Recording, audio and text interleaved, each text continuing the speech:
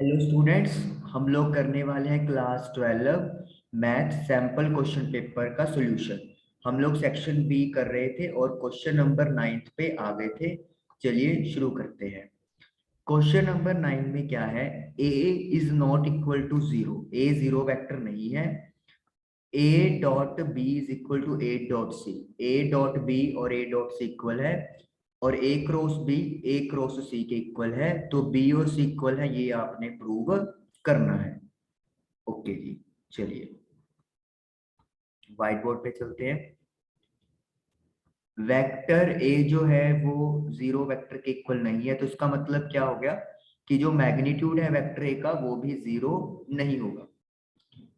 A dot B A dot C के equal है, right? यही दिया हुआ है ना, A dot B A dot C के, A cross B A cross. जी हाँ, बिल्कुल। तो A dot B is equal to A dot C, इसका मतलब क्या है? हम लोग अगर ए डॉट सी को इधर शिफ्ट कर दे तो it will become negative is equal to zero vector.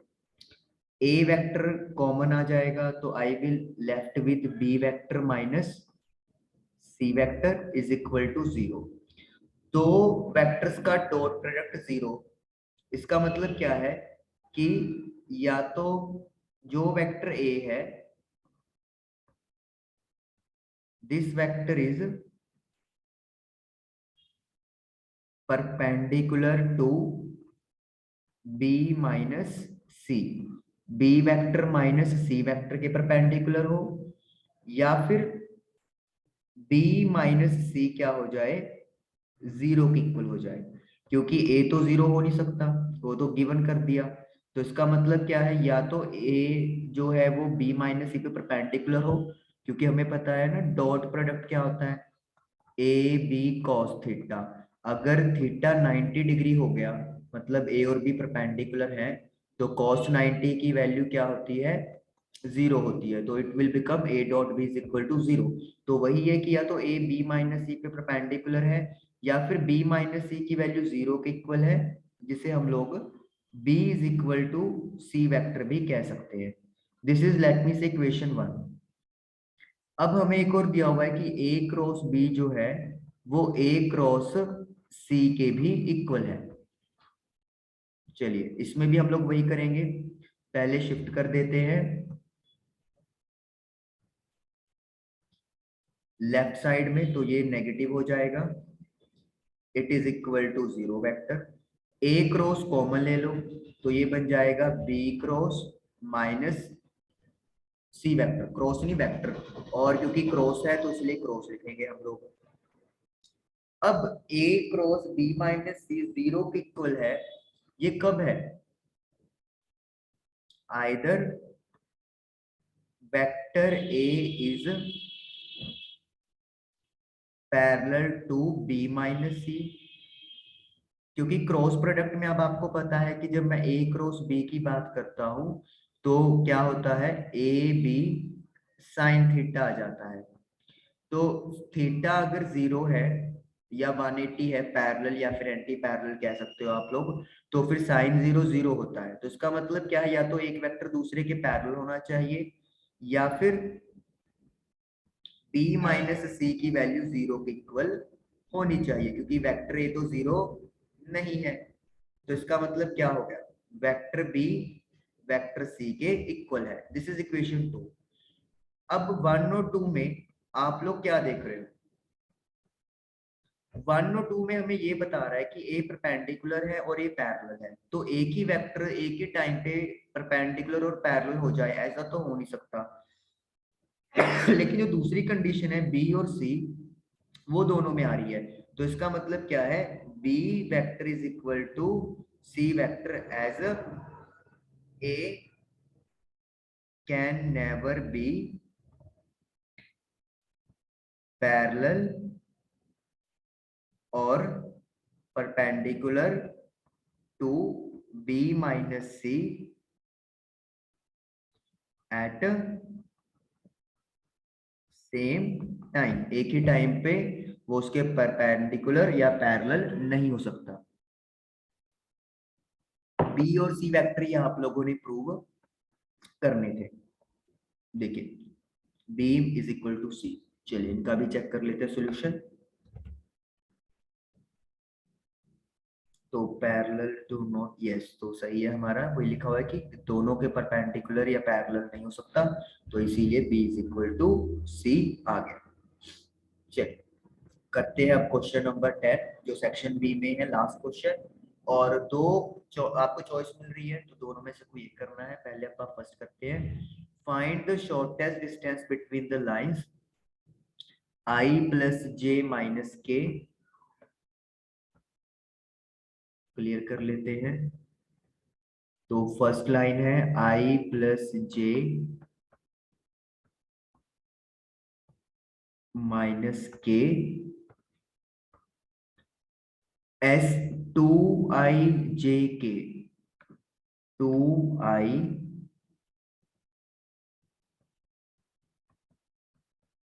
जे के, दिस इज आर वेक्टर। अभी और भी है, सेकंड लाइन की इक्वेशन है, यहाँ पे एस लगाना है हमें, आई जे टू के, आई जे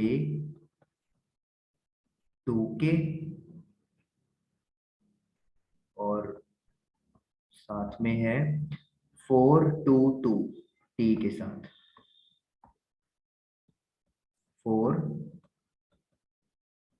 2 2। चलिए ये हमें दो लाइंस की इक्वेशन दे दी है और हमें इनके बीच में डिस्टेंस फाइंड आउट करना है।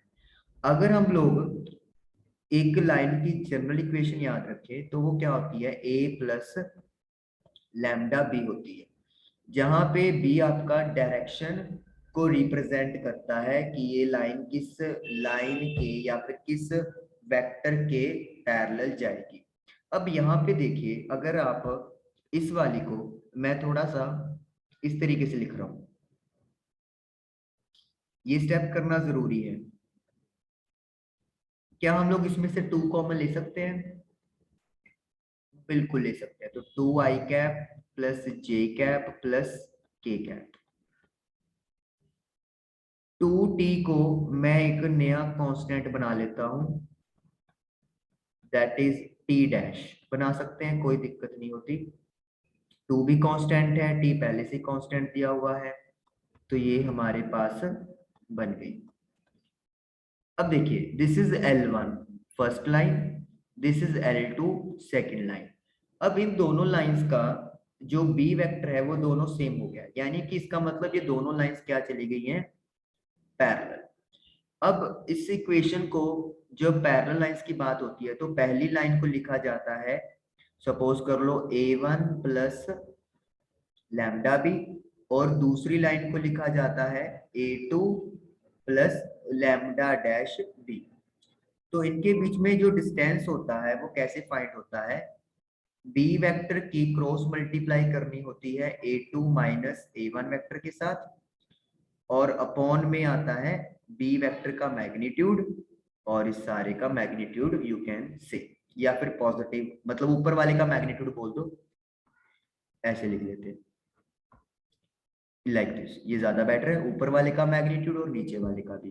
तो अब डी निकालने के लिए पहले मुझे क्या निकालना पड़ेगा, a2 minus a1, this is my a1 suppose कर लो, and this is my a2, तो माइनस कर देंगे, i plus j plus 2k minus i cap j cap k cap, तो i J 2k, I minus J plus के, तो आई के साथ आई कट गया, जे के साथ जे कट गया, 2k और 1k 3k कैप, तो a2 माइनस a1 आ गया है मेरे पास 3k कैप आ गया है। अब मुझे क्या करना है, a2 माइनस a1 की b के साथ क्रॉस मल्टीप्लाई करनी है। b वेक्टर है मेरे पास 2i प्लस जे प्लस के, दिस इज बी, चाहे इसको कह लो चाहे इसको कह लो, क्योंकि दोनों सेम ही है। क्योंकि we are finding the distance between parallel lines into 3k। अब जिनको तरीका पता है, आई जे के लिख दो, आई के नीचे आई वाले कोफिशिएंट, इधर 2 है इधर है नहीं तो 0 लिखेंगे, इधर 1 इधर 0 इधर 1 और इधर 3। अब मल्टीप्लाई करते थे, आई कट कर दो, 1 इंटू 3 3, जे नेगेटिव 2 इंटू 3 6, के 2 इंटू 0 0, 1 इंटू 0 0, तो 3 आई कैप माइनस 6 जे कैप। तो ये अपना बन गया B cross A2 minus A1 का क्रॉस प्रोडक्ट। इसका अब क्या करना है, फाइंड मुझे मैग्नीट्यूड, क्योंकि फॉर्मूला में मैग्नीट्यूड की बात हो रही है। तो हम लोग क्या लिखेंगे, B cross A2 minus A1, so 3i minus 6j का मैग्नीट्यूड। तो 3 का स्क्वायर 9, 6 का स्क्वायर 36, तो रूट 45। उसके बाद नीचे है आपके पास मैग्नीट्यूड ऑफ बी, तो यानी कि अकेले बी का मैग्नीट्यूड भी फाइंड करना है मुझे। तो बी का मैग्नीट्यूड फाइंड कर लेंगे हम लोग। 2 का स्क्वायर 4, 1 का स्क्वायर 1, 1 का square 1, so that is root 6। तो अब सारी क्वांटिटीज आ गई हैं, फॉर्मूला आप लोग लिख चुके हो, अब उसमें सिंपली क्या करना है, आपने वैल्यूज पुट करनी है।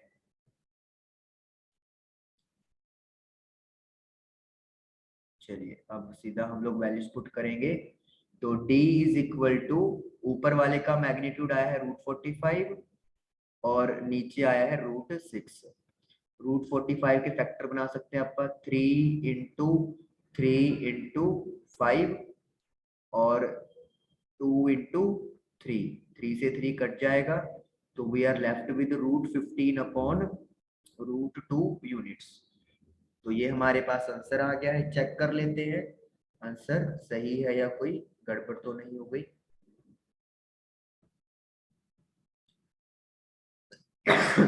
3 रूट 5 अपॉन रूट 6। ओके ठीक है, इन्होंने कट नहीं किया, मैं बताता हूँ। रूट 6 तो एज इट इज आ गया, मैं बताता हूँ सही आंसर अपना भी, लेकिन उन्होंने कट नहीं किया, जैसे हमने कट कर दिया। 45 को अपन ने क्या लिखा था, 3 into 3 into 5 upon root 6 as it is, तो एक 3 बाहर आ गया, तो 3 रूट 5 अपॉन रूट 6। तो इस तरीके से इन्होंने कर दिया, ठीक है, इस तरीके से भी कोई गलती नहीं है। मैं आपको एक बात और बना लेता हूँ आंसर, 3 रूट 5 अपॉन, देखिए सही आंसर, तो इसीलिए बिल्कुल करेक्ट है अपना। तो इस तरीके से आप लोगों का क्वेश्चन नंबर 10 का जो फर्स्ट पार्ट था वो हो गया डन। अब हम लोग करेंगे इसका चॉइस वाला पार्ट। चलिए, find the vector and Cartesian equation of the plane. हमें वेक्टर और कार्टेशियन फॉर्म में इक्वेशन रिप्रेजेंट करनी है प्लेन की, containing द पॉइंट, प्लेन में ये वाला पॉइंट है i प्लस 2j माइनस के, लिख ही लेते हैं इसको। पॉइंट है, अपन इसको वेक्टर ए से रिप्रेजेंट कर सकते हैं। पॉइंट क्या था, i minus i plus 2j minus के, 1 प्लस 2 माइनस 1। तो ये था, हो गया पासिंग पॉइंट, आप एक तरह से कह सकते हैं। ओके, पैरेलल टू लाइंस, और ये प्लेन जो है वो इन दो लाइंस के पैरेलल दिया हुआ है, I1 2 2,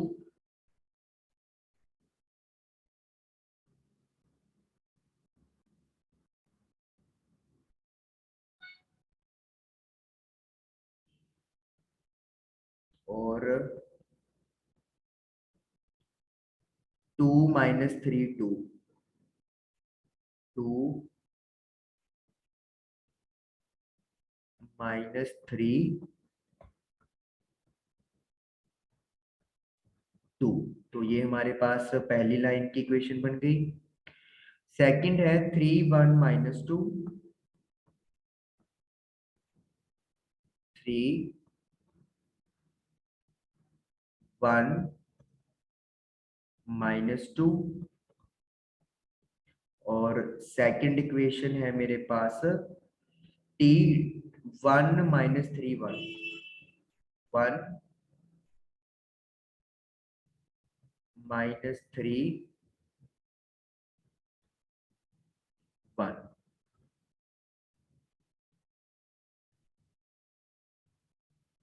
ठीक है, तो अब जो प्लेन है ये हो गया पॉइंट जो प्लेन के ऊपर है या प्लेन के अंदर से पास हो रहा है, और ये प्लेन जो है वो इन दो लाइंस के पैरेलल है।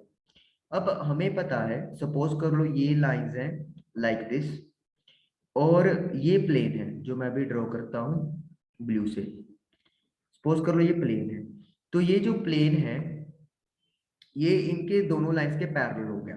अगर मैं इन दोनों लाइंस का क्रॉस प्रोडक्ट कर लूं तो मुझे पता है मुझे एक ऐसी लाइन मिलती है जो कि परपेंडिकुलर होगी इन दोनों लाइंस के ऊपर। अब अपने रूम का वॉल सामने वाला और एडजेसेंट वॉल्स देख सकते हो, तो एक लाइन ऊपर की तरफ जा रही है जो दोनों के ऊपर परपेंडिकुलर है, और वो कैसे मिलेगी? क्रॉस प्रोडक्ट करके। तो इसका मतलब क्या है, मुझे इनके जो डायरेक्शन वाले पॉइंट्स हैं इनको क्रॉस प्रोडक्ट करना पड़ेगा। चलिए, 2i cap -3j cap plus 2k cap को जब मैं क्रॉस प्रोडक्ट करता हूं लाइक दिस, तो मुझे एक n वेक्टर मिल जाएगा। What is n vector? This is the normal vector to plane, जो परपेंडिकुलर होगा प्लेन के। ओके, क्रॉस कराना है तो वही फंडामेंटल यूज करेंगे, आई जे के। आई के नीचे आई वाले कोफिशिएंट लिख दो, जे के नीचे जे वाले, और के नीचे के वाले। अब मल्टीप्लाई कर दो, -3 -6 तो माइनस माइनस प्लस हो जाएगा, j कैप 2 -2 -6 +3, तो ये आ गया 3i कैप, ये तो जीरो ही हो जाएगा, और ये आ गया -3k कैप। तो ये आपके पास नॉर्मल वेक्टर आ गया है। अब एक पॉइंट गिवन है और एक नॉर्मल वेक्टर आ गया है, तो आपको पता है कि प्लेन की इक्वेशन क्या होती है इस केस में, r -a dot n vector is equal to 0। This is the vector form. Value put कर दो, आर को कुछ नहीं पुट करना होता, ये आर अलग है, ये पोजीशन वेक्टर लाइंस के हैं और ये पोजीशन वेक्टर प्लेन का है। ए की वैल्यू है i plus 2j minus k dot n. N क्या है मेरे पास? Normal vector 3i cap minus 3k is equal to 0। तो एक तो आपके पास ये बन गया, दिस इज वेक्टर फॉर्म। अब अपने को कार्टेशियन बनानी है तो आर को अपने को क्या पुट करना पड़ेगा, xi yj zk -i cap plus 2j -k cap dot 3i -3k cap is equal to 0। अब इसको इकट्ठा कर दो, x -1 i cap, y -2 j कैप, minus minus plus z+1 k cap, और इसका dot product 3i cap -3k cap के साथ इज इक्वल टू 0। तो i डॉट i 1 होता है, ये आपको पता है, तो 3 इंटू एक्स 3x, 3 इंटू 1 3। इधर j का y-2 है लेकिन इधर j वाला है ही नहीं है तो 0 हो जाएगा। k के लिए -3 को z से किया -3z, और -3 को 1 से किया -3, तो ये बन गया 3x -3z। 3 और 3 6 होते हैं, उधर जाके पॉजिटिव हो जाएगा, 3 कॉमन ले लेंगे तो x minus Z is equal to 2 आ जाएगा।